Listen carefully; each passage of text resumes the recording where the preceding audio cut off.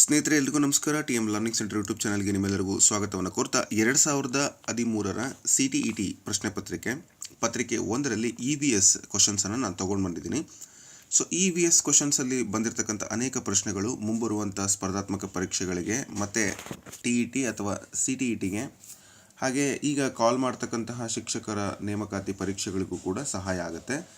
ಕಳೆದ ವಿಡಿಯೋಗಳಲ್ಲಿ ನಾನು ಅದನ್ನು ಹೇಳ್ತಾ ಬಂದಿದ್ದೀನಿ. ಕಂಟಿನ್ಯೂ ಮಾಡ್ತಾ ಈ ಪ್ರಶ್ನೆಗಳನ್ನು ನೋಡ್ತಾ ಹೋಗೋಣ. ಒಂದು ರೀತಿ GK ಆಗಿ ಕೂಡ ನೀವು ಈ ಪ್ರಶ್ನೆಗಳನ್ನು ಪರಿಗಣಿಸ್ಬೋದು ಅಂತ ಹೇಳ್ತಾ ಪ್ರಶ್ನೆಗಳು ಈ ರೀತಿ ಇದೆ. ಕೆಳಗಿನ ಯಾವ ರಾಜ್ಯಗಳ ಗುಂಪು ಅರಬ್ಬಿ ಸಮುದ್ರ ತೀರವನ್ನು ಹೊಂದಿದೆ? Which group of states has a coastline on the Arabian sea ಅಂತ ಕೊಟ್ಟಿದ್ದಾರೆ. ಅಂದರೆ ಯಾವ್ಯಾವು ಈ ಅರಬ್ಬಿ ಸಮುದ್ರದ ಗಡಿಯನ್ನು ಹಂಚಿಕೊಂಡಿದ್ದಾವೆ ಅಂತಕ್ಕಂಥದ್ದು ರಾಜ್ಯಗಳು. ಸೊ ನೀವು ನೋಡಿರ್ಬೋದು ಭಾರತದ ನಕ್ಷೆ ದಕ್ಷಿಣ ಭಾರತವನ್ನು ಇಲ್ಲಿ ಅರಬ್ಬಿ ಸಮುದ್ರ ಬರುತ್ತೆ, ಇಲ್ಲಿ ಬಂಗಾಳ ಕೊಲ್ಲಿ ಬರುತ್ತೆ. ಸೊ ಇಲ್ಲಿ ಮೊದಲು ಬ ಅಂತೇಳಿ ನೀವು ಎಡಗಡೆಯಿಂದ ತಗೊಂಡ್ರೆ ಮೊದಲು ನಂತರ ಬರುತ್ತೆ. ಈ ಅರಬ್ಬಿ ಸಮುದ್ರದ ಇಲ್ಲಿರ್ತಕ್ಕಂತಹ ಒಂದು ರಾಜ್ಯಗಳ ಪಟ್ಟಿಯನ್ನು ಅವರು ಕೇಳಿದ್ದಾರೆ. ಸೊ ಹಾಗಾಗಿ ನೀವು ಆಯ್ಕೆ ಮಾಡಬೇಕು ಸರಿಯಾದ ಉತ್ತರಗಳನ್ನು. ಆಂಧ್ರ ಪ್ರದೇಶ, ತೆಲಂಗಾಣ, ಒಡಿಶಾ, ಕರ್ನಾಟಕ, ಕೇರಳ, ಗುಜರಾತ್, ತಮಿಳುನಾಡು, ಆಂಧ್ರ ಪ್ರದೇಶ, ಕರ್ನಾಟಕ, ಪಶ್ಚಿಮ ಬಂಗಾಳ, ತಮಿಳುನಾಡು, ಕೇರಳ ಅಂತ ಕೊಟ್ಟಿದ್ದಾರೆ. ಸೊ ಇಲ್ಲಿ ನೀವು ಅಬ್ಸರ್ವ್ ಮಾಡ್ಬೋದು ಯಾವುದು ಸರಿಯಾದ ಉತ್ತರ ಅಂತ. ಸೊ ತಮಿಳುನಾಡು ಇದೆ ಅಲ್ವಾ, ಅದು ಬರಲ್ಲ. ಸೊ ಇಲ್ಲೂ ಕೂಡ ತಮಿಳುನಾಡಿದೆ, ಬರೋದಿಲ್ಲ. ನೆಕ್ಸ್ಟ್ ಇಲ್ಲಿ ನೋಡಿ ಒಡಿಶಾ ಅಂತ ಕೊಟ್ಟಿದ್ದಾರಲ್ವಾ. ಸೊ ಹಾಗಾಗಿ ಈ ಪ್ರದೇಶಗಳು ಬಾರ್ಡ್ರನ್ನ ಹಂಚ್ಕೊಂಡಿದೆ. ಇನ್ನು ಕರ್ನಾಟಕ, ಕೇರಳ, ಗುಜರಾತ್ ಅಂತಕ್ಕಂಥದ್ದು ಸರಿಯಾದ ಉತ್ತರ ಆಗುತ್ತೆ ಸ್ನೇಹಿತರೆ. ಈ ರೀತಿ ನೀವು ಗುರುತಿಸಬೇಕಾಗುತ್ತೆ. ಭಾರತದ ಪಶ್ಚಿಮ ಕರಾವಳಿಯಲ್ಲಿ ಗುಜರಾತ್, ಮಹಾರಾಷ್ಟ್ರ, ಗೋವಾ, ಕರ್ನಾಟಕ ಮತ್ತು ಕೇರಳ ರಾಜ್ಯಗಳು ಅರಬ್ಬಿ ಸಮುದ್ರವನ್ನು ಹೊಂದಿವೆ. ಆಂಧ್ರ, ಒಡಿಶಾ, ಬಂಗಾಳ ಕೊಲ್ಲಿಯ ತೀರದಲ್ಲಿ ಇರ್ತಕ್ಕಂಥದ್ದನ್ನು ನಾವಿಲ್ಲಿ ಅಬ್ಸರ್ವ್ ಮಾಡ್ಬೋದು. ಮುಂದಿನ ಪ್ರಶ್ನೆ, ಬೆಟ್ಟದ ನಲ್ಲಿಕಾಯಿ, ಆಮ್ಲ ಮತ್ತು ಹಸಿರು ಎಲೆ ತರಕಾರಿಗಳಲ್ಲಿ ಯಾವ ಪೋಷಕಾಂಶ ಹೇರಳವಾಗಿರುತ್ತದೆ? ಸೊ ಇಲ್ಲಿ ಆಪ್ಷನ್ಸನ್ನು ನೋಡಿ. ವಿಟಮಿನ್ ಸಿ ಅಂತ ಹೇಳಿದರೆ ನೀವು ಸೆಲೆಕ್ಷನ್ ಮಾಡ್ತಿದ್ರಿ, ಬಟ್ ಇಲ್ಲಿ ಹಸಿರು ಎಲೆ ತರಕಾರಿಗಳನ್ನು ಕೂಡ ಕೊಟ್ಟಿರೋದ್ರಿಂದ ಪ್ರೋಟೀನ್, ಕಬ್ಬಿಣದ ಅಂಶ, ವಿಟಮಿನ್ ಡಿ ಮತ್ತು ಕ್ಯಾಲ್ಸಿಯಂ. ಸೊ ಈ ಒಂದು ಆಮ್ಲವನ್ನು ಒಂದು ರೋಗ ನಿರೋಧಕವಾಗಿ ಕುಡಿತಾರೆ. ಭಾಳ ಜನ ಆಮ್ಲ ಜ್ಯೂಸ್ ಕುಡಿಬೇಕು ಅಂತಕ್ಕಂಥದ್ದು ಈಗ ಕೆಲವೊಬ್ಬರು ಸಜೆಷನ್ ಮಾಡ್ತಾರೆ, ನೀವು ಕೇಳಿರ್ಬೋದು. ಹಾಗೆ ಹಸಿರು ಎಲೆ ತರಕಾರಿಗಳನ್ನು ಕೂಡ ಭಾಳಷ್ಟು ಜನ ಅದನ್ನು ಸಜೆಷನ್ ಮಾಡ್ತಾರೆ. ಕಾರಣ ಏನಪ್ಪ ಅಂತಂದರೆ ನಮಗೆ ಯಾವ ಅಂಶ ಸಿಗಬೇಕು ಅಂತಕ್ಕಂಥದ್ದು. ಸೊ ಸರಿಯಾದ ಉತ್ತರ ಬಂದು ಐರನ್ ಕಂಟೆಂಟ್ ಅಥವಾ ಕಬ್ಬಿಣದ ಅಂಶ. ಸೊ ಈ ಕಬ್ಬಿಣದ ಅಂಶ ಹೆಚ್ಚಾಗಿರೋದ್ರಿಂದ ಆ ಎಲ್ಲ ಅಂಶಗಳನ್ನು, ಪೋಷಕಾಂಶಗಳನ್ನು ದೇಹ ಬಳಸ್ಕೊಂಡು ರೋಗ ನಿರೋಧಕ ಶಕ್ತಿ, ಅಂದರೆ ಬ್ಲಡ್ ಅಲ್ಲಿರ್ತಕ್ಕಂತಹ ಆಮ್ಲಜನಕ ಸಪ್ಲೈ ಮಾಡೋದೇ ಆಕ್ಸಿಜನ್. ಹಾಗಾಗಿ ಅದರ ಒಂದು ಆಮ್ಲಜನಕವನ್ನು, ಆಕ್ಸಿಜನನ್ನು ಸಪ್ಲೈ ಮಾಡ್ತಕ್ಕಂಥದ್ದೇ ಈ ಒಂದು ಕಬ್ಬಿಣದ ಅಂಶ. ಸೊ ಆ ಕಬ್ಬಿಣದ ಅಂಶ ಹಿಮೋಗ್ಲೋಬಿನ್ನಲ್ಲಿ ಹೆಚ್ಚಾಗಿರಬೇಕು. ಅದಕ್ಕಾಗಿ ಈ ಅಂಶಗಳನ್ನು ತಿನ್ನಬೇಕು ಅಂತಕ್ಕಂಥ ಮಾಹಿತಿಯನ್ನು ಕೊಡ್ತಾರೆ. ಸೊ ಕಬ್ಬಿಣದ ಅಂಶ ಸರಿಯಾದ ಉತ್ತರ. ನೆಕ್ಸ್ಟ್, ಪರಿಸರ ಅಧ್ಯಯನದಲ್ಲಿ ಕೌಶಲ್ಯ ಆಧಾರಿತ ಕಲಿಕೆ ಅಡಿಯಲ್ಲಿ ವೀಕ್ಷಣೆ ಯಾವುದಕ್ಕೆ ಸಹಾಯವನ್ನು ಮಾಡುತ್ತೆ? ಸೊ ವೀಕ್ಷಣೆ ಮೀನ್ಸ್ ಅಬ್ಸರ್ವೇಷನ್ ಯಾವುದಕ್ಕೆ ಸಹಾಯವನ್ನು ಮಾಡುತ್ತೆ? ಸೊ ಆಪ್ಷನ್ಸನ್ನು ನೀವು ನೋಡ್ಬೋದು ಸ್ನೇಹಿತರೆ. ನೆನಪಿಟ್ಟುಕೊಳ್ಳಲಿಕ್ಕೆ, ಮಾಹಿತಿಯನ್ನು ಪತ್ತೆ ಹಚ್ಚಲು ಮತ್ತು ಅರ್ಥ ಮಾಡಿಕೊಳ್ಳಲು, ಪರೀಕ್ಷೆಯಲ್ಲಿ ಅಂಕ ಗಳಿಸಲು, ಶಾಲೆಯ ನಿಯಮಗಳನ್ನು ಪಾಲಿಸಲು ಅಂತ ಕೊಟ್ಟಿದ್ದಾರೆ. ಕೌಶಲ್ಯ ಆಧಾರಿತ ಕಲಿಕೆ ಅಡಿಯಲ್ಲಿ ವೀಕ್ಷಣೆ ಯಾವುದಕ್ಕೆ ಸಹಾಯವನ್ನು ಮಾಡುತ್ತೆ? ಮೆಮೊರೈಸ್ ಮಾಡೋಕ್ಕೆ. ಮೆಮೊರೈಸನ್ನು ನಾವು ಅದನ್ನು ಅಲೋನೆ ಮಾಡೋದಿಲ್ಲ. ಇನ್ನು ಪರೀಕ್ಷೆಯಲ್ಲಿ ಬರೀ ಅಂಕಗಳನ್ನು ಗಳಿಸೋದಾಗಿರ್ಬೋದು, ಶಾಲೆಯ ನಿಯಮಗಳನ್ನು ಪಾಲಿಸೋದಾಗಿರ್ಬೋದು ಅಲ್ಲ, ಮಾಹಿತಿಯನ್ನು ಪತ್ತೆ ಹಚ್ಚಲು ಮತ್ತು ಅರ್ಥ ಮಾಡಿಕೊಳ್ಳಲು, to identify and understand information. ಹಾಗಾಗಿ ಅಲ್ಲಿ ವೀಕ್ಷಣೆ ಅಂತಕ್ಕಂಥದ್ದು, ಅಬ್ಸರ್ವೇಷನ್ ಅಂತಕ್ಕಂಥದ್ದು ಭಾಳ ಮುಖ್ಯ. ನೋಡೋದು ಬೇರೆ, ವೀಕ್ಷಣೆ ಮಾಡೋದು ಬೇರೆ. ನೋಡೋದು ಅಂದರೆ ಹಿಂಗೆ ಜನರಲಾಗಿ ನೋಡ್ಕೊತ ಹೋಗೋದು. ಸುಮ್ಮನೆ ಹಿಂಗೆ ಬಸ್ಸಲ್ಲಿ ಹೋಗ್ಬೇಕಾದ್ರೆ ಜನರಲಾಗಿ ನೋಡ್ತೀವಿ. ಅಲ್ಲಿ ಏನಾದರೂ ಒಂದು ವಿಶೇಷವಾದ ಸ್ಥಳ ಇತ್ತು, ಯಾವುದೋ ದೇವಸ್ಥಾನ ಅಥವಾ ಯಾವುದೋ ಒಂದು ವಿಶೇಷವಾದ ಒಂದು ಪಾರ್ಕ್ ಇತ್ತು ಅಂದಾಗ ನೀವು ಅದನ್ನು ಭಾಳ ಚೆನ್ನಾಗಿ ಅಬ್ಸರ್ವ್ ಮಾಡ್ತೀರಿ, ಇದು ಯಾವ ಊರು, ಏನು, ಎಲ್ಲಿದೆ ಅಂತ. ಸೊ ಅದು ಅಬ್ಸರ್ವೇಷನ್. ಅದರಿಂದ ಮಾಹಿತಿಯನ್ನು ಪತ್ತೆ ಹಚ್ಚೋದು ಜೊತೆಗೆ ಅರ್ಥ ಮಾಡಿಕೊಳ್ಳೋದು, ಅಂದರೆ ಗಮನವನ್ನು ಕೊಟ್ಟು ನೋಡ್ತಕ್ಕಂಥದ್ದಕ್ಕೆ ನಾವು ವೀಕ್ಷಣೆ ಅಂತ ಹೇಳ್ತೀವಿ. ಓಕೆ. ಮಕ್ಕಳು ಪ್ರಕೃತಿಯನ್ನು ಅಥವಾ ಸುತ್ತಮುತ್ತಲಿನ ಪರಿಸರವನ್ನು ನೇರವಾಗಿ ವೀಕ್ಷಿಸಿದಾಗ ವಿಷಯಗಳ ಬಗ್ಗೆ ಆಳವಾದ ಜ್ಞಾನವನ್ನು ಅವರು ಪಡಿತಾರೆ ಅಂತಕ್ಕಂಥದ್ದು ಸರಿಯಾದ ಉತ್ತರ ಆಗುತ್ತೆ. ನೆಕ್ಸ್ಟು, ಬ್ರೈಲ್ ಲಿಪಿಯಲ್ಲಿ ಬ್ರೈಲ್ ಸ್ಕ್ರಿಪ್ಟ್ ಬಳಸುವಂತಹ ಚುಕ್ಕೆಗಳು ಹೇಗಿರುತ್ತವೆ? ಇದನ್ನು ಕೂಡ ಕಳೆದ ವಿಡಿಯೋದಲ್ಲಿ ನಾನು ನಿಮಗೆ ತಿಳಿಸ್ಕೊಟ್ಟಿದ್ದೀನಿ. ಆದರೂ ಕೂಡ ಮತ್ತೊಂದು ಸರಿ ರಿಪೀಟ್ ಆಗಿದೆ ನೋಡಿ. ಕ್ವಶನ್ಸ್ಗಳು ಎಷ್ಟು ಬೇಗ ರಿಪೀಟ್ ಆಗ್ತಾ ಇರ್ತವೆ ಅಂತ, ಕಳೆದ 3-4 ಪ್ರಶ್ನೆ ಪತ್ರಿಕೆಗಳನ್ನು ಬಿಡಿಸ್ಬೇಕಾದ್ರೂ ಕೂಡ ನಿಮಗೆ ಈ ಥರದ ಪ್ರಶ್ನೆಗಳು ಬಂದಿದ್ದಾವೆ. ಅಂದರೆ ಬೇರೆ ಬೇರೆ ಒಂದು ಏಮನ್ನು ಅಂದರೆ ಉದ್ದೇಶವನ್ನು ಇಟ್ಕೊಂಡು ಪ್ರಶ್ನೆಗಳನ್ನು ಕೇಳಿದ್ರು. ಇದನ್ನು ಯಾರು ಬಳಸ್ತಾರೆ ಅಂತ ಕೇಳಿದರು, ಮತ್ತು ಹೇಗಿರ್ತವೆ ಅಂತ ಕೇಳಿದರು. ಸೊ ಬಟ್ ಈಗ ಅದೇ ಥರ ಚುಕ್ಕೆಗಳು ಹೇಗಿರುತ್ತೆ ಅಂತಕ್ಕಂಥ ಒಂದು ಪ್ರಶ್ನೆ ಬಂದಿದೆ. ತಗ್ಗಾಗಿರುತ್ತವೆ, ಎತ್ತರಿಸಲ್ಪಟ್ಟಿರುತ್ತವೆ, ಬಣ್ಣದಿಂದ ಕೂಡಿರುತ್ತವೆ, ಸಣ್ಣದಾಗಿರುತ್ತವೆ ಅಂತ ಇದೆ. ಸೊ ಸರಿಯಾದ ಉತ್ತರ ಎತ್ತರಿಸಲ್ಪಟ್ಟಿರ್ತವೆ. ಅಂದರೆ ಕೈ ಅವರು ಮುಟ್ಟಿದಾಗ ಅವರಿಗೆ ಸೆನ್ಸ್ ಆಗುತ್ತೆ. ಸೊ ಹಾಗಾಗಿ ಬಣ್ಣ ಅವ್ರಿಗೆ ಕಾಣೋದಿಲ್ಲ, ಸಣ್ಣದಾಗಿದ್ರೆ ಗೊತ್ತಾಗೋದಿಲ್ಲ, ತಗ್ಗಾದರೂ ಕೂಡ ಗೊತ್ತಾಗೋದಿಲ್ಲ, ಎತ್ತರಿಸಲ್ಪಟ್ಟಿರುತ್ತವೆ. ಅಂದರೂ ತಮ್ಮ ಬೆರಳುಗಳಿಂದ ಸ್ಪರ್ಶಿಸುವ ಮೂಲಕ ಅಕ್ಷರಗಳನ್ನು ಗುರುತಿಸಲು ಸಾಧ್ಯವಾಗಲೆಂದು ಚುಕ್ಕೆಗಳನ್ನು ಕಾಗದದ ಮೇಲೆ ಎತ್ತರಿಸಿ ನೀಡಲಾಗಿರುತ್ತೆ. ಓಕೆ, ನೆಕ್ಸ್ಟ್ ಬಸವನಹುಳು ಯಾವ ಗುಂಪಿಗೆ ಸೇರಿದೆ? ಸೊ ಬಸವನಹುಳು ಕಶೇರುಕ, ಅಕಶೇರುಕ, ಸಸ್ತನಿ, ಪಕ್ಷಿ ಅಂತ ಇದೆ. ಸೊ ಇಲ್ಲಿ ನೀವು ನೋಡಿರ್ಬೋದು ಬಸವನಹುಳುವಿಗೆ ಮೂಳೆ ಇರೋದಿಲ್ಲ. ಸೊ ಬೆನ್ನು ಮೂಳೆ ಇಲ್ಲದೆ ಇರತಕ್ಕಂತಹ ಜೀವಿಗಳನ್ನು ಇನ್ವರ್ಟಿಬ್ರೇಟ್ ಅಥವಾ ಅಕಶೇರುಕ ಅಂತೇಳಿ ಕರೀತಾರೆ. ಸೊ ಹಾಗಾಗಿ ಅಕಶೇರುಕ ಗ್ರೂಪಿಗೆ ಸೇರುತ್ತೆ. ಬೆನ್ನು ಮೂಳೆ ಇಲ್ಲದ ಪ್ರಾಣಿಗಳನ್ನು ಅಕಶೇರುಕಗಳು ಅಂತ ಕರೀತಾರೆ. ಬಸವನಹುಳುವಿಗೆ ಬೆನ್ನು ಮೂಳೆ ಇರೋದಿಲ್ಲ. ಇನ್ನು ಆಕಾಶ ನೀಲಿ ಬಣ್ಣ ಕಾಣಲು ಕಾರಣವೇನು? ಇದು ಕೂಡ ಸಾಕಷ್ಟು ಬಾರಿ ರಿಪೀಟೆಡ್ ಕ್ವಶನ್. ಇದು ಬೆಳಕಿನ ವಕ್ರೀಭವನ, ಬೆಳಕಿನ ಚದುರುವಿಕೆ, ಬೆಳಕಿನ ಪ್ರತಿಫಲನ, ಬೆಳಕಿನ ವಿವರ್ತನೆ ಎಲ್ಲವೂ ಕೂಡ ಇಲ್ಲಿ ನಿಮಗೆ ಬೆಳಕಿನ ವಿದ್ಯಮಾನಗಳನ್ನೇ ಕೊಟ್ಟಿದ್ದಾರೆ. ಸೊ ಹಾಗಾದರೆ ಬೆಳಕು ನೀಲಿ ಬಣ್ಣದಲ್ಲಿ ಯಾಕೆ ಕಾಣುತ್ತೆ? ಎಸ್, ಅಂದರೆ ಬೆಳಕು ನೀಲಿ ಕಾಣಲಿಕ್ಕೆ ಪ್ರಮುಖವಾದ ಕಾರಣ ಬೆಳಕಿನ ಚದುರುವಿಕೆ, ಸ್ಕ್ಯಾಟರಿಂಗ್ ಆಫ್ ಲೈಟ್ ಅಂತ ಕರಿತೀವಿ. ಸೊ ಇದು ಹೆಂಗೆ ಅಂತಂದರೆ, ಈ ಸೂರ್ಯನಿಂದ ಬರುವಂತಹ ಬೆಳಕು ಭೂಮಿಯಲ್ಲಿರ್ತಕ್ಕಂತಹ ವಾತಾವರಣ ಏನಿದೆಯಲ್ಲ ಅದರ ಮೂಲಕ ಬರಬೇಕಾದ್ರೆ ಗಾಳಿಯ ಕಣಗಳು ನೀಲಿ ಬಣ್ಣವನ್ನು ಚದುರಿಸ್ತವೆ. ಅಂದರೆ ಉಳಿದ ಬಣ್ಣಗಳನ್ನು ಬಿಟ್ಟು ನೀಲಿ ಬಣ್ಣಗಳನ್ನು ಚದುರಿಸ್ತವೆ. ಹಾಗಾಗಿ ನಾವು ಆ ದಿಕ್ಕಿಗೆ ನೋಡಿದಾಗ ಏನಾಗುತ್ತೆ, ನೀಲಿ ಬಣ್ಣನೇ ನಮಗೆ ಕಾಣಿಸುತ್ತೆ. ಓಕೆ, ಇನ್ನೂ ಒಂದು ವಿದ್ಯಮಾನ ಅಂದರೆ ಇದು ಪ್ರಕೃತಿಯಲ್ಲಿ ನಡೀತಕ್ಕಂಥ ವಿದ್ಯಮಾನ. ಸೊ ಸ್ಕ್ಯಾಟ್ರಿಂಗ್ ಆಫ್ ಲೈಟ್, ಬೆಳಕಿನ ಚದುರುವಿಕೆ, ಎಲ್ಲ ಬಣ್ಣಗಳು ಚದುರಿ ಹೋಗಿ ನಮಗೆ ನೀಲಿ ಬಣ್ಣ ಮಾತ್ರ ಗೋಚರಿಸುತ್ತೆ. ಆದ್ದರಿಂದ ಆಕಾಶ ನಮಗೆ ನೀಲಿ ಕಾಣುತ್ತೆ. ನೀಲಿ ಬಣ್ಣವು ಅತಿ ಹೆಚ್ಚು ಚದುರುತ್ತೆ, ಅದಕ್ಕೋಸ್ಕರ ಆಕಾಶ ನೀಲಿಯಾಗಿ ನಮಗೆ ಕಾಣುತ್ತೆ. ಓಕೆ, ನೆಕ್ಸ್ಟು ಮುಂದಿನ ಪ್ರಶ್ನೆಗಳು ಬೆಳಕಿನ ಮೇಲೆ ಪ್ರಶ್ನೆಗಳನ್ನು ನೋಡಿದ್ರಿ. ಬೆಳಕು ಪಾಠವನ್ನು ಹೆಚ್ಚಿಗೆ ಅಭ್ಯಾಸ ಮಾಡೋದ್ರಿಂದ ನಿಮ್ಗೆ ಅಲ್ಲಿ ಇನ್ನಷ್ಟು ಕ್ಲಾರಿಫಿಕೇಶನ್ ಸಿಗುತ್ತೆ. ನೆಕ್ಸ್ಟ್ ಕೆಳಗಿನವುಗಳಲ್ಲಿ ಯಾವುದು ಗುಜರಾತ್ನ ಸಾಂಪ್ರದಾಯಿಕ ಕಲೆ ಅಥವಾ ಕರಕುಶಲವಾಗಿದೆ ಅಂತ ಕೇಳಿದ್ದಾರೆ. Which of the following is the traditional art or craft of Gujarat ಅಂತ ಕೇಳಿದ್ದಾರೆ. ಸೊ ನೀವು ಇಲ್ಲಿ Pattachitra, Patola weaving, next Warli ಚಿತ್ರಕಲೆ ಅಂತಕ್ಕಂಥದ್ದು, ನೆಕ್ಸ್ಟ್ ಅಲಂಕಾರಿ ಅಂತ ಕೊಟ್ಟಿದ್ದಾರೆ. ಸೊ ಇದರಲ್ಲಿ ಗುಜರಾತಿಗೆ ಸಂಬಂಧಪಟ್ಟಂತೆ ಯಾವುದು ಕರಕುಶಲ ಕಲೆ ಅಂತ ಕೇಳಿದ್ದಾರೆ. ಸೊ ಗುಜರಾತ್ನಲ್ಲಿ ಏನು ಮಾಡ್ತಾರೆ ಅಂದರೆ ರೇಷ್ಮೆ ಸೀರೆಗಳ ಮೇಲೆ ಒಂದಷ್ಟು ಚಿತ್ರಗಳನ್ನು ಬರೀತಾರೆ. ಸೊ ಡಿಸೈನ್ಗಳನ್ನು ಏನು ಮಾಡ್ತಾರೆ, ಸೊ ಅದಕ್ಕಾಗಿ ಅದನ್ನು ನಾವು ಪಟೋಲಾ ವೀವಿಂಗ್ ಅಂತ ಹೇಳಿ ಕರೀತಾರೆ. ಸೊ ಸರಿಯಾದ ಉತ್ತರ ಬಂದು ಪಟೋಲಾ ವೀವಿಂಗ್ ಅಂತಕ್ಕಂಥದ್ದು. ಓಕೆ, ಸೊ ಪಟೋಲಾ ವೀವಿಂಗ್ ಅಂತಕ್ಕಂಥದ್ದು ಬಂದು ಅದು ಒಂದು ರೀತಿ ವರ್ಲಿ ಕಲೆ, ಮಹಾರಾಷ್ಟ್ರದಕ್ಕೆ ಆ ಒಂದು ಕಲೆ ಪ್ರಸಿದ್ಧಿ ಅಂತ ನಾವಲ್ಲಿ ಹೇಳ್ಬೋದು. ನೆಕ್ಸ್ಟ್ ಗಿಡಗಳ ಎಲೆಗಳ ಮೇಲೆ ನೀರು ಬಿದ್ದಾಗ ಮುತ್ತಿನ ಹನಿಗಳಂತೆ ಕಾಣಲಿಕ್ಕೆ ಕಾರಣ ಏನು ಅಂತ. ಸೊ ನೀವು ಫಾರ್ ಎಕ್ಸಾಂಪಲ್ ನೀವು ಬಾಳೆ ಎಲೆಯ ಮೇಲೆ ನೀರು ಹಾಕಿದ್ರೆ ಆ ಬಾಳೆ ಎಲೆಯ ಮೇಲೆ ನೀರುಗಳು ಮುತ್ತಿನ ಹನಿಗಳಂತೆ ಹರಿದು ಹೋಗ್ತವೆ. ಅಂದರೆ ನಮಗೆ ಆ ನೀರು ಬಾಳೆ ಎಲೆಗೆ ಏನಾಗಲ್ಲ, ಸೋಕೋದಿಲ್ಲ. ಹಾಗಾಗಿ ಅದರ ಒಂದು ಗುಣವನ್ನೇ ನಾವೇನು ಮಾಡ್ತೀವಿ, ಬಳಸ್ಕೊಂಡು ಅದು ಆರೋಗ್ಯಕ್ಕೆ ಒಳ್ಳೆಯದು ಮತ್ತು ಹಾನಿ ಅಲ್ಲ ಅಂತಕ್ಕಂಥ ಉಪಯೋಗ ತಗೊಂಡು ಊಟ ಮಾಡಲಿಕ್ಕೆ ಬಳಸ್ತೀವಿ. ಸೊ ಆ ಒಂದು ನೀರಿನ ಹನಿಗಳು ಆ ರೀತಿ ಕಾಣಲಿಕ್ಕೆ ಕಾರಣ ಏನು?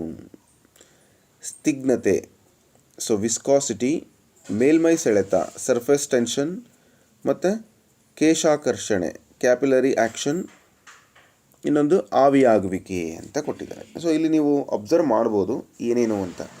ಇಲ್ಲಿ ಆವಿಯಾಗುವಂಥದ್ದು ಒಂದು ಆಪ್ಷನ್ ಇದೆಯಲ್ಲ, ಅದನ್ನು ನೀವು ನೇರವಾಗಿ ತೆಗಿಬೋದು. ಇದನ್ನು ನೀವು ಜನರಲ್ ಆಗಿ ಸ್ಟಡಿ ಮಾಡಬೇಕು. ಇವೆಲ್ಲ ಹೆಂಗೆ ನೀವು ಫಿಸಿಕ್ಸ್ ಲ್ಯಾಬ್ಗಳಲ್ಲಿ ನಾವು ಅದನ್ನು ಸ್ಟಡಿ ಮಾಡಿರ್ತೀವಿ, ಸೈನ್ಸ್ ತೊಗೊಂಡಿದ್ರೆ ಬಟ್ ನೀವು ಆರ್ಟ್ಸ್ ಇರ್ತಕ್ಕಂಥವ್ರಿಗೆ ಇಂಥ ಪ್ರಶ್ನೆಗಳು ಒಂದು ರೀತಿ ಸ್ವಲ್ಪ ಡಿಫಿಕಲ್ಟ್ ಅಂತ ಅನಿಸ್ಬೋದು. ಬಟ್ ಆವಿಯಾಗುವಿಕೆ ಅಂದರೆ ಗೊತ್ತು ನಿಮಗೆ, ಅದರ ವಸ್ತುವನ್ನು ಫಾರ್ ಎಕ್ಸಾಂಪಲ್ ಸಮುದ್ರದ ನೀರನ್ನು ಆವಿಯಾಗೋದ್ರಿಂದ ನೀರು ಆವಿಯಾಗಿ ಅದರಲ್ಲಿರ್ತಕ್ಕಂಥ ಲವಣಾಂಶ ಉಪ್ಪು ಮಾತ್ರ ಉಳಿಯುತ್ತೆ, ಈ ಥರದ ಒಂದು ವಿದ್ಯಮಾನ ಅದು. ಸೊ ಅದಕ್ಕೆ ಆವಿಯಾಗುವಿಕೆಯನ್ನು ತೆಗೆದುಬಿಟ್ರಿ. ಇನ್ನು ಕ್ಯಾಪಿಲರಿ ಆ್ಯಕ್ಷನ್ ಅಂತ ಹೇಳಿದರೆ ಈ ಟ್ಯೂಬು ಅಥವಾ ಒಂದು ಕೊಳವೆ ಆಕಾರದಲ್ಲಿ ಇದರೊಳಗಡೆ ಏನು ಗಟ್ಟಿ ಜೇನುತುಪ್ಪದಂತಹ ವಸ್ತುಗಳು ನಿಧಾನಕ್ಕೆ ಬರ್ತವೆ. ಸೊ ಅದು ನಿಮಗೆ ಕ್ಯಾಪಿಲರಿ ಆ್ಯಕ್ಷನ್ ಅಂತ ಹೇಳ್ತೀವಿ. ಅದು ನಿಮಗೆ ಅದು ಕೂಡ ಇಲ್ಲಿ ಬರೋದಿಲ್ಲ. ಇನ್ನು ವಿಸ್ಕಾಸಿಟಿ ಮತ್ತು ಮೇಲ್ಮೈ ಸೆಳೆತ ಇವುಗಳಲ್ಲಿ ಯಾವುದು? ಸೊ ಸರಿಯಾದ ಉತ್ತರ ಏನಪ್ಪ ಅಂದರೆ ಆ ಬಾಳೆ ಎಲೆ ಅಥವಾ ಗಿಡದ ಎಲೆಗಳಲ್ಲಿ ನಾವೇನು ಮಾಡ್ತೀವಿ ಅಂತ ಹೇಳಿದ್ರೆ ಒಂದಕ್ಕೊಂದು ಆ ನೀರಿನ ಹನಿಯಲ್ಲಿರ್ತಕ್ಕಂಥ ಮೇಲ್ಮೈ ತನಗೆ ಸೆಳೆತ ಉಂಟಾಗಿ ಸರ್ಫೇಸ್ ಟೆನ್ಷನ್ನಿಂದಾಗಿ ಏನಾಗುತ್ತಪ್ಪ ಅಂತಂದರೆ ಅದು ಸಾಧ್ಯವಾದಷ್ಟು ದುಂಡಾಗಿ ಕಾಣುತ್ತೆ. ಅದರಿಂದ ನಮಗದು ಮುತ್ತಿನ ಹನಿಯಂತೆ ಕಾಣುತ್ತೆ. ಮೇಲ್ಮೈ ಸೆಳೆತದಿಂದಾಗಿ ದ್ರವದ ಮೇಲ್ಮೈ ಸಾಧ್ಯವಾದಷ್ಟು ಕಡಿಮೆ ವಿಸ್ತೀರ್ಣವನ್ನು ಹೊಂದಲಿಕ್ಕೆ ಪ್ರಯತ್ನ ಮಾಡುತ್ತೆ. ಅಂದರೆ ಅಗಲ ಆಗೋದಿಲ್ಲ, ಆ ಹನಿ ದುಂಡಾಗಿರಲಿಕ್ಕೆ ಪ್ರಯತ್ನ ಮಾಡುತ್ತೆ ಅಥವಾ ಗೋಳಾಗಿರಲಿಕ್ಕೆ ಪ್ರಯತ್ನ ಮಾಡುತ್ತೆ. ಅದಕ್ಕಾಗಿ ಸರ್ಫೇಸ್ ಟೆನ್ಷನ್ ಅಥವಾ ಮೇಲ್ಮೈ ಸೆಳೆತ ಅದಕ್ಕೆ ಕಾರಣ ಅಂತ ನಾವು ಹೇಳ್ತೀವಿ. ಓಕೆ, ನೆಕ್ಸ್ಟು ಕಾಜಿರಂಗ ಉದ್ಯಾನವನ, ರಾಷ್ಟ್ರೀಯ ಉದ್ಯಾನವನ ಭಾರತದ ಯಾವ ರಾಜ್ಯದಲ್ಲಿದೆ? ಸೊ ಕಾಜಿರಂಗ ಅಂತಕ್ಕಂಥ ಒಂದು ನ್ಯಾಷನಲ್ ಪಾರ್ಕ್ ಯಾವ ರಾಜ್ಯದಲ್ಲಿದೆ? ಪಶ್ಚಿಮ ಬಂಗಾಳ, ಗುಜರಾತ್, ಅಸ್ಸಾಂ ಮತ್ತು ಕರ್ನಾಟಕ. ಸೊ ಕರ್ನಾಟಕದಲ್ಲಂತೂ ಇಲ್ಲ, ನಿಮಗೂ ಗೊತ್ತಿರಲಿ. ಕಾಜಿರಂಗ ನ್ಯಾಷನಲ್ ಪಾರ್ಕ್ ಬಂದು ಅಸ್ಸಾಂನಲ್ಲಿದೆ. ಸೊ ಇದು ಗೇಂಡಾಮೃಗ ಅಂತ ಕರಿತೀವಲ್ಲ, ಒಂದು ಕೊಂಬಿನ ಗೇಂಡಾಮೃಗಗಳಿಗೆ ಅತ್ಯಂತ ಪ್ರಮುಖವಾದ ಪ್ರಸಿದ್ಧಿ ಪಡೆದಿರ್ತಕ್ಕಂಥ ಒಂದು ಉದ್ಯಾನವನ ಇದು. ಸೊ ಅಲ್ಲಿರ್ತಕ್ಕಂಥ ಒಂದು ಅನಿಮಲ್ಲು, ಫೇಮಸ್ ಅನಿಮಲ್ ಖಡ್ಗಮೃಗ ಅಂತ ಕರೀತಾರೆ. ಗೇಂಡಾಮೃಗ ಅಲ್ಲ, ಖಡ್ಗಮೃಗ. ರೈನೋಸರಸ್ ಅಂತ ಕೂಡ ಅದನ್ನು ನಾವು ಇಂಗ್ಲೀಷ್ನಲ್ಲಿ ಹೇಳ್ತೀವಿ. ಒಂದು ಕೊಂಬಿರ್ತಕ್ಕಂಥ ಒಂದು ಖಡ್ಗಮೃಗ, ಅದು ಬಂದು ಅಸ್ಸಾಂನಲ್ಲಿ ಇದೆ. ನೆಕ್ಸ್ಟ್ ಸೌರಮಂಡಲದ ಅತಿ ದೊಡ್ಡ ಗ್ರಹ ಯಾವುದು? ಸೊ ಇದು ಕೂಡ ನಿಮ್ಗೆ ಗೊತ್ತು, ಜುಪಿಟರ್, ಗುರು ಅಂತ ನಾವು ಹೇಳ್ತೀವಿ. ಅಂದರೆ ಗ್ರಹಗಳ ವಿಶೇಷತೆಯನ್ನು ಕೂಡ ನೀವು ತಿಳ್ಕೊಂಡ್ರೆ ಸೋಲಾರ್ ಸಿಸ್ಟಮ್ ಮೇಲೂ ಕೂಡ ನಿಮಗೊಂದು ಪ್ರಶ್ನೆ ಬರುತ್ತೆ. ಸೊ ಪ್ರಶ್ನೆ ಪತ್ರಿಕೆ ಸ್ವರೂಪ ಹೇಗಿರುತ್ತಪ್ಪ ಅಂತಂದರೆ ಒಂದು 20% ಭಾಳ ಈಸಿ ಇರುತ್ತೆ. ಓಕೆ, ಇನ್ನು 20% ತುಂಬ ಡಿಫಿಕಲ್ಟ್ ಇರುತ್ತೆ. ಇನ್ನು ಮಿಕ್ಕಿದ್ದು ಆವ್ರೇಜ್ ಇರುತ್ತೆ. ಮೀನ್ಸ್ 20-20-40 ಅಂದರೆ ಇನ್ನು 60% ಆವ್ರೇಜ್. ಸಮ್ಟೈಮ್ಸ್ ಇದು 50% ಕೂಡ ಆಗೋ ಚಾನ್ಸಸ್ಸು ಇರುತ್ತೆ. ಬಟ್ ಕಾಂಪಿಟೇಟಿವ್ ಎಕ್ಸಾಮ್ ಅಂತ ಬಂದಾಗ ಇದರ ಪ್ರಮಾಣ ಚೇಂಜಸ್ ಆಗುತ್ತೆ. ಓಕೆ, ಸೊ ಡಿಫಿಕಲ್ಟ್ ಲೆವೆಲ್ಲು ಅಥವಾ ಅಪ್ಲೈಡ್ ಕ್ವಶನ್ಸ್ಗಳು ಜಾಸ್ತಿ ಇರುತ್ತೆ. ಬಟ್ ಈ ರೀತಿಯಾದ ಪ್ರಶ್ನೆಗಳು ನಾವು ಎಕ್ಸ್ಪೆಕ್ಟ್ ಮಾಡೋದು ಕಡಿಮೆ ಇರಲಿ. ಬಟ್ ಗುರುಗ್ರಹ ಅತ್ಯಂತ ದೊಡ್ಡದಾದಂಥ ಒಂದು ಗ್ರಹ ಆಗಿರುತ್ತೆ. ಇನ್ನು ಶನಿ ತನ್ನ ಉಂಗುರಗಳಿಂದ ಪ್ರಸಿದ್ಧಿ ಪಡೆದಿದೆ. ಮಂಗಳ ಕೆಂಪಾಗಿ ಕಾಣುತ್ತೆ, ಯಾಕೆ ಅಂದರೆ ಅದರಲ್ಲಿ ಕಬ್ಬಿಣದ ಆಕ್ಸೈಡ್ ಹೆಚ್ಚವಾಗಿರುತ್ತೆ. ಇನ್ನು ಭೂಮಿ ಜೀವ ಇರುವಂಥ ಏಕೈಕ ಗ್ರಹ. ಸೊ ಈ ರೀತಿ ನೀಲಿ ಬಣ್ಣದಲ್ಲಿ ಕಾಣುವಂಥ ಒಂದು ಗ್ರಹ, ಈ ರೀತಿ ಹೇಳ್ತೀವಿ. ನೀವು ಒಂದೊಂದು ಪ್ಲ್ಯಾನೆಟ್ಗೆ ಒಂದೊಂದು ವಿಶೇಷತೆಯನ್ನು ನೀವು ತಿಳ್ಕೊಂಡಿರಬೇಕಾಗುತ್ತೆ. ಹಾಗೆಯೇ ಗುರುಗ್ರಹ ಎಷ್ಟು ದೊಡ್ಡದಿದೆ ಅಂದರೆ 1300 ಪಟ್ಟು ಭೂಮಿಗಿಂತ ದೊಡ್ಡದಾಗಿದೆ. ಭೂಮಿಯನ್ನು 1300 ತಂದು ಹಾಕಿದರೆ ಭೂಮಿ ಎಷ್ಟು ದೊಡ್ಡದು ಅಷ್ಟು ದೊಡ್ಡದು ಆ ಗುರುಗ್ರಹ ಇದೆ. ಬಟ್ ದೂರ ಇರೋದ್ರಿಂದ ನಮಗೆ ಅದು ಕಣ್ಣಿಗೆ ಚಿಕ್ಕದಾಗಿ ಕಾಣುತ್ತೆ ಅಥವಾ ಬರೀ ಟೆಲಿಸ್ಕೋಪಿಂದ ನೋಡಲಿಕ್ಕೆ ಸಾಧ್ಯ ಆಗುತ್ತೆ. ನೆಕ್ಸ್ಟು ಪರಿಸರ ಮಾಲಿನ್ಯವನ್ನು ತಡೆಗಟ್ಟಲಿಕ್ಕೆ 3R ಎಂಬ ಸೂತ್ರವನ್ನು ಬಳಸಲಾಗುತ್ತದೆ. ಅವು ಏನು ಅಂತ, 3R ಸೂತ್ರ ಏನಿದೆಯಲ್ಲ ಹಾಗಾದರೆ ಏನು ಅಂತ ಕೇಳಿದ್ದಾರೆ. ಸೊ ಈ 3R ಸೂತ್ರದ ಬಗ್ಗೆ ನೀವು ನೋಡೋದಾದರೆ ರೀಡ್, ರಿಸರ್ಚ್, ರೆಕಾರ್ಡ್ ಅಂತ ಇದೆ. Next reduce, reuse, recycle, remove, repair, replace, run, rest, recover ಅಂತ ಕೊಟ್ಟಿದ್ದಾರೆ. ಸೊ ಈ 3R ಅಂದರೆ ಏನಪ್ಪ ಅಂತಂದರೆ ನೋಡಿ, ರೆಡ್ಯೂಸ್ ಮಾಡೋದು ಅಂದರೆ ಕಡಿಮೆ ಮಾಡಿ, ರೀಯೂಸ್ ಪುನರ್ಬಳಕೆ ಮಾಡೋದು, ರೀಸೈಕ್ಲಿಂಗ್ ಮತ್ತೆ ಅದನ್ನು ಬಳಸೋದು. ರೀಯೂಸ್ ಅಂದರೆ ಮತ್ತೆ ಬಳಕೆ ಮಾಡೋದು, ರೀಸೈಕ್ಲಿಂಗ್ ಅಂದರೆ ಪುನರ್ಬಳಕೆ ಮಾಡ್ತಕ್ಕಂಥದ್ದು. ಸೊ ಆಪ್ಷನ್ ಬಿ ಇದಕ್ಕೆ ಸರಿಯಾದ ಉತ್ತರ. ಅಕಸ್ಮಾತ್ ನೀವು ಇಲ್ಲಿ ಉಳಿದವು ಯಾಕೆ ಬರಲ್ಲ ಅಂದರೆ ರನ್ ಯಾಕೆ ಬರುತ್ತೆ? ಸೊ ಇಲ್ಲಿ ರಿಮೂವ್, ರಿಪೇರ್ ಬರಲ್ಲ, ರಿಪ್ಲೇಸ್ ಕೂಡ ಬರಲ್ಲ. ಇನ್ನು ರೀಡ್ ಅಂತಕ್ಕಂಥದ್ದು ಇಲ್ಲಿ ರಿಸರ್ಚು ಇವು ಕೂಡ ಬರಲ್ಲ. ಇನ್ನು ಗೊತ್ತಾಗೋಗ್ಬಿಡುತ್ತೆ ನಿಮಗೆ ಇದು ಯಾವ ಸರಿಯಾದ ಉತ್ತರ ಅಂಥೇಳಿ.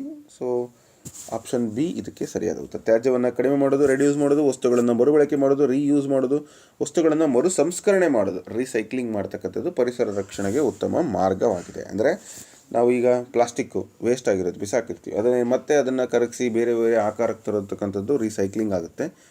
ಈ ಪ್ಲಾಸ್ಟಿಕ್, ಈ ಫಾರ್ ಎಕ್ಸಾಂಪಲ್ ಎಲ್ಲೋ ಒಂದು ಡಾಬಾಗಳಲ್ಲಿ ಹೋಟೆಲ್ಗಳಲ್ಲಿ ನೀವು ಒಂದು ಪ್ಲಾಸ್ಟಿಕ್ಕಿಂದೊಂದು ಪಾರ್ಸಲ್ ತಂದಿರ್ತೀರಿ, ಅದನ್ನು ಮತ್ತೆ ಕಾಳು ಹಾಕಿ ಇಡೋಕ್ಕೆ ಬಳಸ್ತೀರಾ ಅಂದಾಗ ರೀಯೂಸ್ ಆಗುತ್ತೆ. ಮತ್ತು ಪ್ಲಾಸ್ಟಿಕ್ನ ಬೇಡಿಕೆ ಕಡಿಮೆ ಆಗೋದ್ರಿಂದ ಪರಿಸರಕ್ಕೆ ಹಾನಿ ಆಗಲ್ಲ, ಅಥವಾ ನೀವು ಅದನ್ನು ಬಿಸಾಕೋದ್ರಿಂದ ಪರಿಸರಕ್ಕೆ ಹಾನಿ ಆಗುತ್ತೆ ಈ ರೀತಿ. ಸೊ ಅದು ತುಂಬ ಇಂಪಾರ್ಟೆಂಟು, ಅದನ್ನು ಕೂಡ ನೆನಪಿಟ್ಕೊಳ್ಳಿ.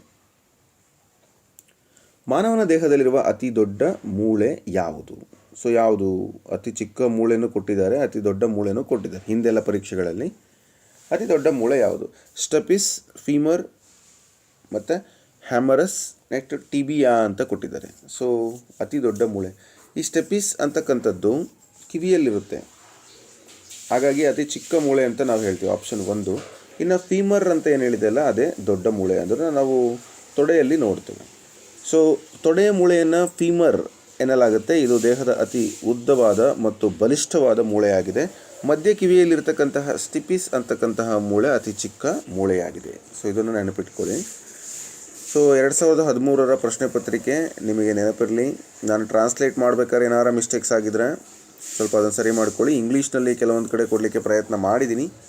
ಕೆಳಗಿನ ಯಾವ ಪಕ್ಷಿ ತನ್ನ ಕುತ್ತಿಗೆಯನ್ನು ಹೆಚ್ಚಿನ ಪ್ರಮಾಣದಲ್ಲಿ ಅಂದರೆ 270 ಡಿಗ್ರಿ ಹಿಂದಕ್ಕೆ ತಿರುಗಿಸಬಲ್ಲದು? ಮೈನಾ, ಗೂಬೆ, ಕಾಗೆ, ಪಾರಿವಾಳ. ನಾವು ಬೈತಾ ಇರ್ತೀವಿ ಏಯ್ ಗೂಬೆ ಅಂತ. ಸೊ ಗೂಬೆನೇ ಅದು. ಸೊ ಗೂಬೆ ಥರ ಕುತ್ಕೊಂಡಿದೆಯಲ್ಲ ಅಂದರೆ ಅದು ಯಾಕೆ ಕುತ್ಕೊಳ್ಳುತ್ತೆ ಅಲ್ಲಾಡ್ದಂಗೆ ಅಂದರೆ ಅದು ತಲೆ ಅಷ್ಟು ಮಟ್ಟಿಗೆ ರೊಟೇಟ್ ಆಗುತ್ತೆ, ಅದಕ್ಕಾಗಿ ಗೂಬೆ ಇದಕ್ಕೆ ಸರಿಯಾದ ಉತ್ತರ.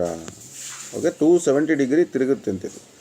ಸೊ ಗೂಬೆ ತನ್ನ ಕುತ್ತಿಗೆಯನ್ನು ಎರಡೂ ದಿಕ್ಕಿನಲ್ಲಿ ಹೆಚ್ಚಿನ ಪ್ರಮಾಣದಲ್ಲಿ ತಿರುಗಿಸುವ ಸಾಮರ್ಥ್ಯವನ್ನು ಹೊಂದಿದೆ. ಮೈನಾ ಹಕ್ಕಿ ತನ್ನ ಕುತ್ತಿಗೆಯನ್ನು ಜಡ್ ಎಂದು ವೇಗವಾಗಿ ಹಿಂದಕ್ಕೆ ಮುಂದಕ್ಕೆ ಚಲಿಸುತ್ತದೆ.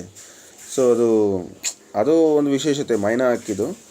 ಆದರೆ ಗೂಬೆದು ರೊಟೇಟಿಂಗ್ ಮಾಡೋದಕ್ಕೆ ಒಂದು ವಿಶೇಷತೆ, 270 ಡಿಗ್ರಿಯಷ್ಟು ರೊಟೇಟ್ ಮಾಡುತ್ತೆ ಅದು.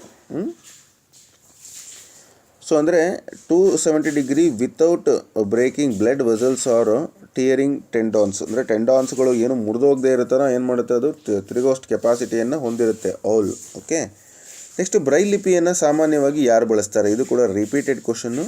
ಅಂಧರು ಅಥವಾ ವಿಜುವಲಿ ಇಂಪೇರ್ಡ್ ಪೀಪಲ್ಸ್ ಅಂತ ನಾವು ಹೇಳ್ತೀವಿ. ದೃಷ್ಟಿದೋಷ ಉಳ್ಳತಕ್ಕಂತಹ ವ್ಯಕ್ತಿಗಳು, ಅಂದರೆ ಅವರಿಗೆ ಎತ್ತರ ಮಾಡಿರ್ತಕ್ಕಂಥ ಚುಕ್ಕೆಗಳನ್ನು ಕೊಡಲಿಕ್ಕೆ, ಓದಲಿಕ್ಕೆ, ಬರೀಲಿಕ್ಕೆ ಸಹಾಯವನ್ನು ಮಾಡ್ತಾರೆ. ಇನ್ನು ಪರಿಸರ ಅಧ್ಯಯನದಲ್ಲಿ ಕಲಿಕೆಯಲ್ಲಿ ನಕ್ಷೆಗಳು ಯಾವುದನ್ನು ಪ್ರತಿನಿಧಿಸುತ್ತವೆ? ಸೊ ನಕ್ಷೆ ಅಂತಕ್ಕಂಥದ್ದು ಭೂಮಿಯ ನೈಜ ಆಕಾರ, ಭೂಮಿಯ ಮೇಲ್ಮೈನಲ್ಲಿ ಸಣ್ಣ ಪ್ರಮಾಣದ ಚಿತ್ರಗಳನ್ನು, ಕೇವಲ ಪರ್ವತಗಳನ್ನು, ಕೇವಲ ರಸ್ತೆಗಳನ್ನು ಅಂತ ಕೊಟ್ಟಿದ್ದಾರೆ. ಭೂಮಿಯ ಮೇಲ್ಮೈ ಸಣ್ಣ ಪ್ರಮಾಣದ ಚಿತ್ರಗಳನ್ನು ಅಲ್ಲಿ ಕೊಟ್ಟಿರ್ತಾರೆ. ಅಂದರೆ ಭೂಮಿಯಲ್ಲಿರ್ತಕ್ಕಂತಹ ಹೇಳ್ತಾರೆ, ನಾವೆಲ್ಲ ಚಿಕ್ಕವರಿದ್ದಾಗ ಗಾದೆ ಮಾತು ಹೇಳ್ತಿದ್ರು.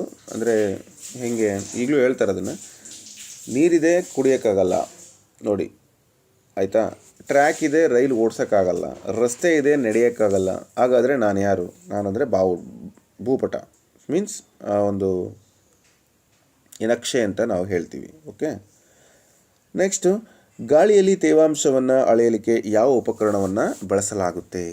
ಗಾಳಿಯ ತೇವಾಂಶವನ್ನು ಅಳೆಯಲಿಕ್ಕೆ ಬಳಸ್ತಕ್ಕಂಥದ್ದು ಯಾವುದು? ಬ್ಯಾರೋಮೀಟರ್, ಹೈಗ್ರೋಮೀಟರ್, ಥರ್ಮೋಮೀಟರ್, ಅನಿಮೋಮೀಟರ್ ಅಂತ ಕೊಟ್ಟಿದ್ದಾರೆ. ಸೊ ಸರಿಯಾದ ಉತ್ತರ ಹೈಗ್ರೋಮೀಟರ್. ಗಾಳಿಯಲ್ಲಿರ್ತಕ್ಕಂತಹ ಒಂದು ಆರ್ದ್ರತೆ ಅಥವಾ ತೇವಾಂಶ ವೇಪರನ್ನು ಅಳತೆ ಮಾಡಲಿಕ್ಕೆ ಅದನ್ನು ನಾವು ಬಳಸ್ತೀವಿ. ಓಕೆ, ನೆಕ್ಸ್ಟು ಕೆಳಗಿನವುಗಳಲ್ಲಿ ಯಾವುದು ನೀರಾವರಿಯ ಅತ್ಯಂತ ಪರಿಣಾಮಕಾರಿ ವಿಧಾನ? ಮಣ್ಣಿನ ಸವಕಳಿಯನ್ನು, ನೀರು ಪೋಲನ್ನು ತಡಿಲಿಕ್ಕೆ ಅಂತ ಕೇಳಿದರೆ ಕಾಲುವೆ ನೀರಾವರಿಯನ್ನು ಮಾಡ್ತಕ್ಕಂಥದ್ದು, ಕೆನಾಲ್ ಇರಿಗೇಷನ್, ಹನಿ ನೀರಾವರಿ, ಮಳೆ ಆಶ್ರಿತ ಕೃಷಿ ಯಾವುದು ಅಲ್ಲ ಅಂತ ಕೇಳಿದ್ದಾರೆ. ಸೊ ಇಲ್ಲಿ ನೀರಾವರಿಯ ಪರಿಣಾಮಕಾರಿ ವಿಧಾನ ಮಣ್ಣಿನ ಸವಕಳಿ ನೀರನ್ನು ಪೋಲು ಮಾಡಬಾರ್ದು ಅಂತ ಹೇಳಿದರೆ ನೋಡಿ, ಇದೊಂದು ಕಾಲುವೆ ಮೂಲಕ ಹೋದರೆ ನೀರು ಸ್ವಲ್ಪ ವೇಸ್ಟ್ ಆಗುತ್ತೆ. ಬಟ್ ಹನಿ ನೀರಾವರಿ ಇದೆಯಲ್ಲ, ಸೊ ಅದು ಡ್ರಿಪ್ ಇರಿಗೇಷನ್ ಅಂತಕ್ಕಂಥದ್ದು ಕರೆಕ್ಟಾಗಿ ನೀರಿನ ಒಂದು ಉಳಿತಾಯ ಆಗುತ್ತೆ. ಜೊತೆಗೆ ಗಿಡದ ಒಂದು ಬೇರಿಗೆ ನೀವು ನೋಡಿರ್ಬೋದು, ಈ ಒಂದು ಇರಿಗೇಷನಲ್ಲಿ ಗಿಡಗಳಿಗೆ ಬೇರುಗಳಿಗೆ ಸಂಬಂಧಪಟ್ಟಂತೆ ಎಲ್ಲಿ ಬೇರುಗಳಿದ್ದಾವೆ ಅಲ್ಲಷ್ಟೇ ನೀರನ್ನು ಹಾಕುವಂಥ ವ್ಯವಸ್ಥೆ ಅಲ್ಲಿ ಇರುತ್ತೆ. ಓಕೆ, ನೆಕ್ಸ್ಟು ಮಧುಬಾನಿ ಅಂತಕ್ಕಂತಹ ಒಂದು ಚಿತ್ರಕಲೆ ಯಾವ ರಾಜ್ಯಕ್ಕೆ ಸೇರಿದೆ ಅಂತ ಕೇಳಿದರೆ ಸರಿಯಾದ ಉತ್ತರ ಬಿಹಾರಕ್ಕೆ ಸೇರಿದೆ.